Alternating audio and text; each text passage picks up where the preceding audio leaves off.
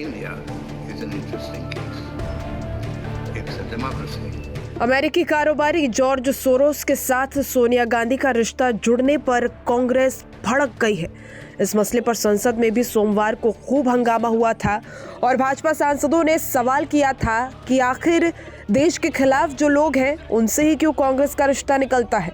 भाजपा का आरोप था कि सोनिया गांधी के नेतृत्व वाले फाउंडेशन को जॉर्ज सोरोस से फंडिंग मिलती है जो कश्मीर को अलग करना चाहते हैं। इस मसले पर बैकफुट पर दिख रही कांग्रेस भी अब आक्रामक हो गई है। कांग्रेस नेता पवन खेड़ा ने तो जॉर्ज सोरोस को लेकर सीधे मोदी सरकार को चैलेंज कर दिया है।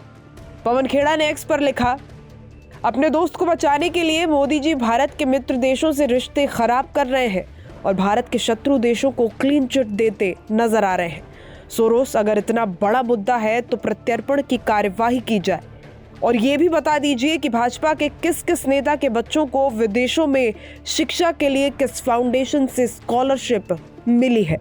यही नहीं, उन्होंने भाजपा नेताओं से जुड़े 2 फाउंडेशन की फंडिंग को लेकर भी सवाल उठाया और आरोप लगा दिया कि इन्हें चीन से पैसा मिलता है।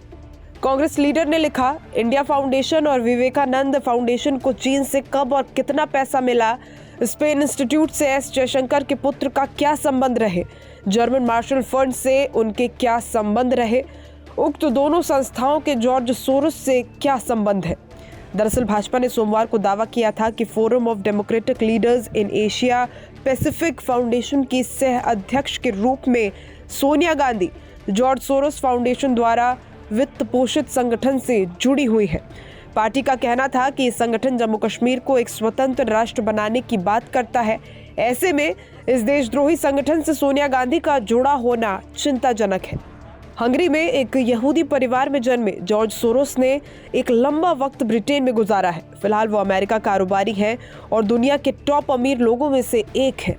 उन पर यह आरोप भी लगते रहे हैं कि अपने धन का इस्तेमाल करके उन्होंने कई सरकारों को अस्थिर किया है।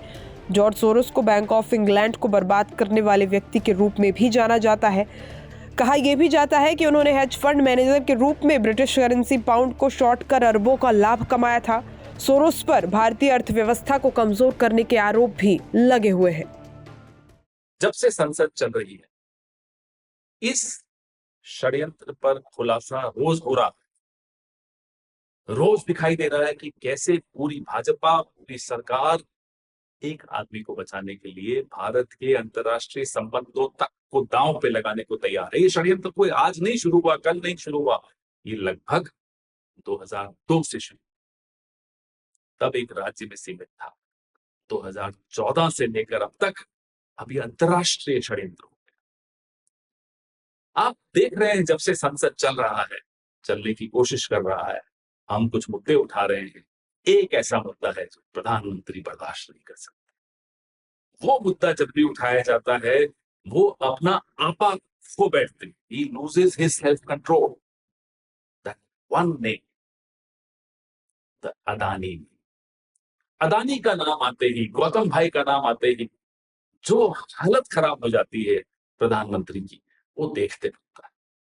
चलिए, वो उनका निजी मामला है, उनके संबंध है, लेकिन किसी को ये हक नहीं बनता कि देश के बाकी देशों से संबंध एक व्यापारी के हितों पर निर्भर करते हो। जो भी देश उस व्यापारी की हाँ में हाँ मिलाएंगे, उसको काम देंगे, वो देश फिर देश हमारे भारत की सीमाओं में भी घुस जाएं तो उनको क्लीन चिट दे दी जाती है। और जो देश इंक्वायरी बैठा दें, कोई भ्रष्टाचार की बात कर दें, इस व्यापारी से संबंधित कोई रिपोर्ट निकाल दें, तो उनके खिलाफ षड्यंत्र में शामिल होने का आरोप लग जाता है।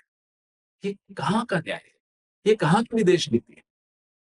हम पर आरोप लगाते हो सोरोस का। ये कोई मुद्दा है? अगर ये मुद्दा है तो कौन से मंत्री का बेटा सोरोस की किस ग्रांट से कहां कहां क्या क्या करता है, हम भी शुरू हो सकते हैं। लेकिन ये मुद्दा नहीं है।